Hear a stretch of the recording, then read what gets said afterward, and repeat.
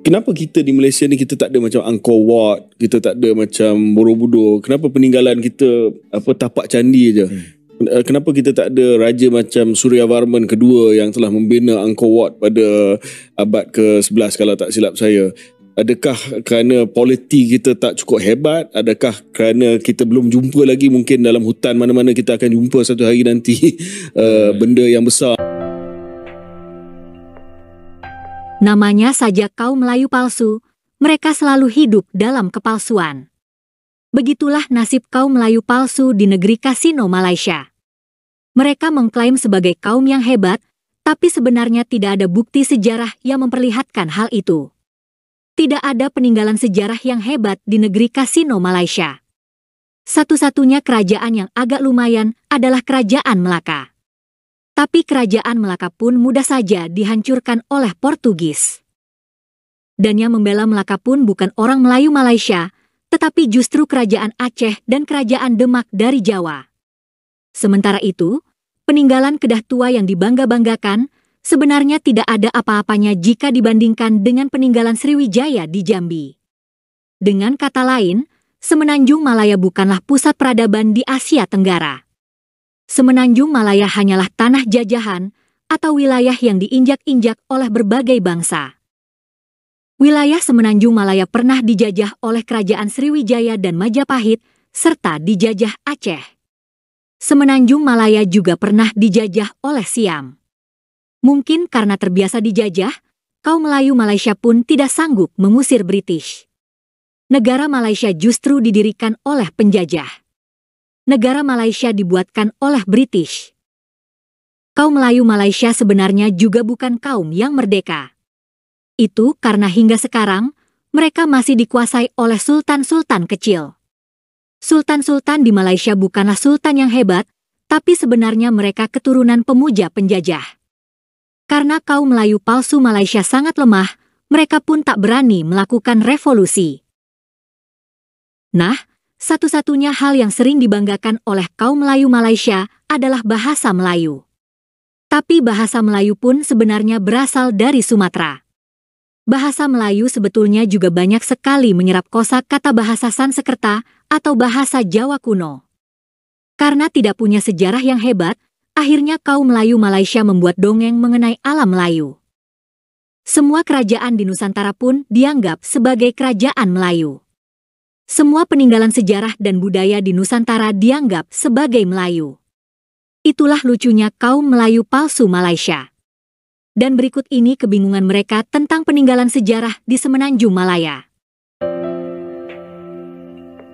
Kenapa kita ada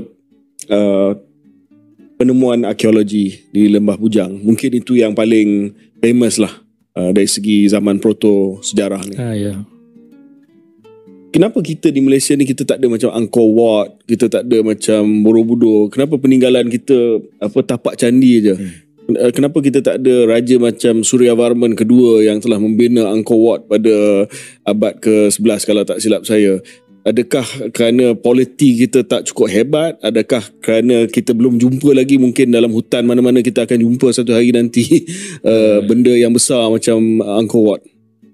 Itulah dia sebenarnya adalah pusat kerajaan itu, yang mana manusia pada masa itu tertumpu di kawasan tersebut lah. Contohnya di Borobudur, di Angkor Wat, memang pusat kerajaannya adalah di situ. Pusat perdagangannya, pusat perkembangan budayanya di situ. Tapi bukan Lembah Bujang pun sama juga? Lembah Bujang ni sebenarnya dia hanya vassal state ataupun salah satu ibu kota kerajaan Sriwijaya yang fungsinya lebih kepada menjalankan aktiviti perdagangan.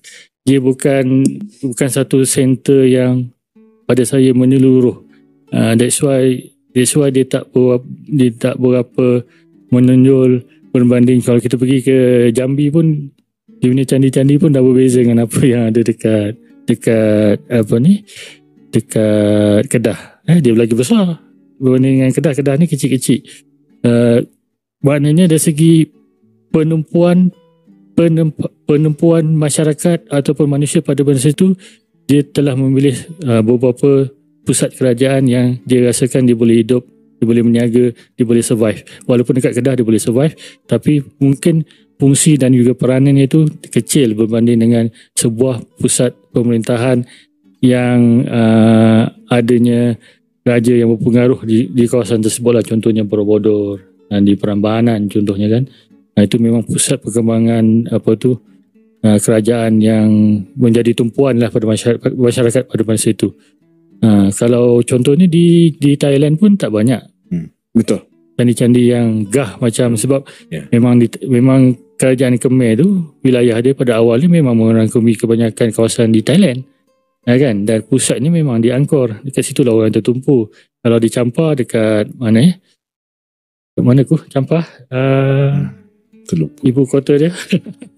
Nanti kita bincang tentang Champa. Dia ada pilihan lah. Rajanya pilih sebuah kota tu ikut dia punya cadangan daripada dia punya lah bomoh ke apa benda kita panggil kan, untuk satu kawasan tu. Dia bukan semua kawasan menjadi penumpuan manusia, dia ada beberapa tempat saja. Dan juga peranan, kita tak boleh menganggap Kedah Tua tu satu kerajaan tunggal macam Sriwijaya, macam kerajaan Mataram ke apa. Dia mungkin fungsinya sebagai vassal state ataupun salah satu ibu kota kerajaan Sriwijaya yang berkembang pada masa tu. Ya. Dan kalau tak silap saya, kalau kita memerhati Angkor, Borobudur, Pagan di Myanmar, Pagan dan sebagainya, mereka adalah kota berasaskan tembok ya, walled cities. Sebab sering terancam dan banyak pergolakan. Saya rasa Kedah Tua ni dia terbuka dan berasaskan steps kan. Sebab ia merupakan tempat perdagangan yang terbuka kepada semua. Tak tahu juga sebab kalau ikut rekod daripada serangan Chola tu, kebanyakan kerajaan yang diserang tu memang ada tembok. Ada tembok tapi mungkin dah musnah. Dah hilang. Kan sebab konsep kota ni dia lebih kurang apa yang ada di China je. Dia mesti ada satu tembok, dalam tu ada kota. Rasanya konsep yang sama dia guna pakai di alam Melayu juga. Cuma mungkin tembok tu daripada kayu dah musnah. Dah tua.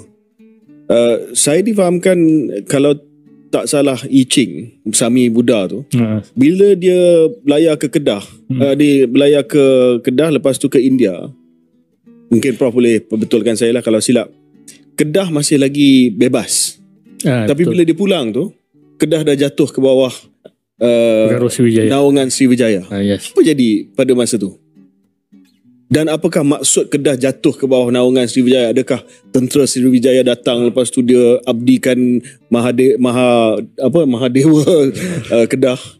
Itu menjadi persoalan juga, sebab kalau kita baca inskripsi Sriwijaya yang menceritakan tentang penaklukan, kebanyakannya berlaku di tanah Jawa.